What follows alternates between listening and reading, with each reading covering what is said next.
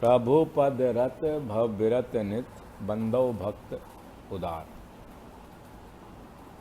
राम भक्त मोरोपंथ।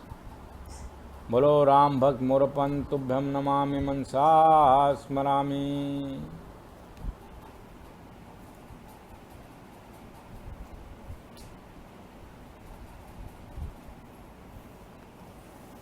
मोरोपंथ के जीवन काल में महाराष्ट्र के आलंदी आदि क्षेत्रों में भगवत प्रेमी संतों के द्वारा भागवत धर्म का प्रचार हो रहा था।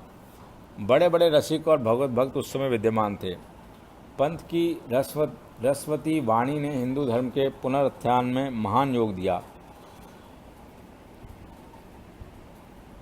महाकवि मोरोपंथ का जन्म 1641 शाके में पन्हालगढ़ कोल्हापुर में है, पन्हालगढ़ में हुआ था।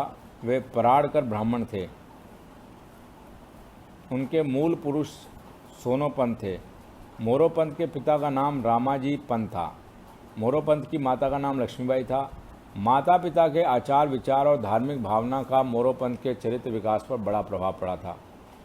कुल परम पवित्र था।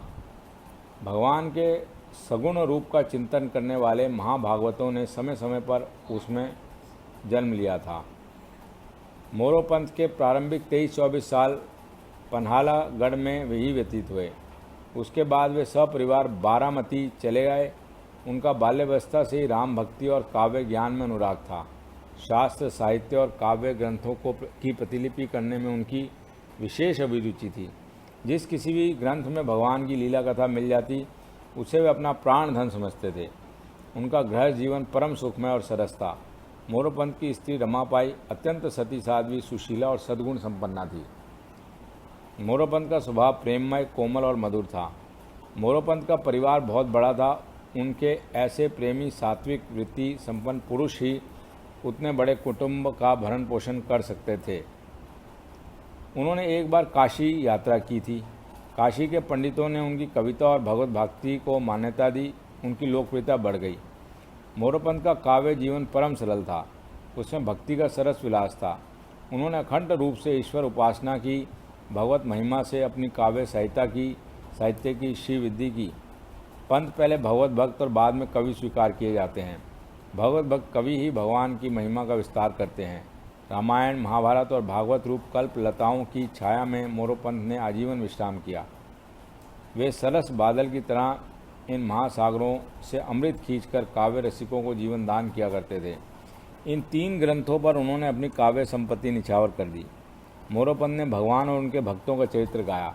मराठी में उन्होंने लाखों पदों की रचना की। राम साहित्य का सागर उड़ेल दिया। जनता को सीधी सादी भाषा में भगवत सेवा का मर्म बताया। वे भगवत भक्त और कर्मनिष्ठ समान रूप से थे। वे सगुण उपासक और अद्वैतवादी दोनों थे। विनय के तो वे मूर्त रूप थे। स्वयं संत थे, पर संतों और भगवत भक्तों की चरण धूलि में उनकी अनुपम निष्ठा थी। कवीश्वर थे, पर अपने आप को कवियों का सेवक मानते थे। महाबुद्धिमान थे, पर अपने आप को मतिमंद कहने में ही गौरव की अनुभूति करते थे। बड़े पुण्यशाली थे, पर अपने आप को सदा अति लघु समझते थे। वे परमार्थ के बहुत बड़े साधक थे। हरि भक्ति रसायन से उन्होंने अपना इन्हीं अनेक जीवों का भवरोग समाप्त कर दिया। मोरोपंथ का जीवन अलौकिक घटनाओं और चमत्कारों से परिपूर्ण था। उनके उपास्य भगवान श्री राम थे। पहले वे शालग्राम की पूजा करते थे। अहमदनगर में एक राम भक्त महात्मा थे। उनके पास राम पंचायतन मूर्ति थी। भगवान श्री राम ने उन्हें रात में स्वप्न आदेश दिया कि मूर्ति की पूजा के अधिकारी बारामती निवासी परम भक्त मोरोपंथ हैं, उनके पास मूर्ति पहुंचा दी जाए। वे भगवत कृपा प्रसाद के कितने बड़े अधिकारी थे। शाके 1716 चैत की रामनवमी को उन्होंने जमकर श्री राम का जन्मोत्सव किया। एकादशी को उन्हें ज्वर आया, धीरे धीरे बढ़ने लगा। पंथ के प्रेमीजन तथा परिवार के लोग एकत्र हो गए। मंगलवार था।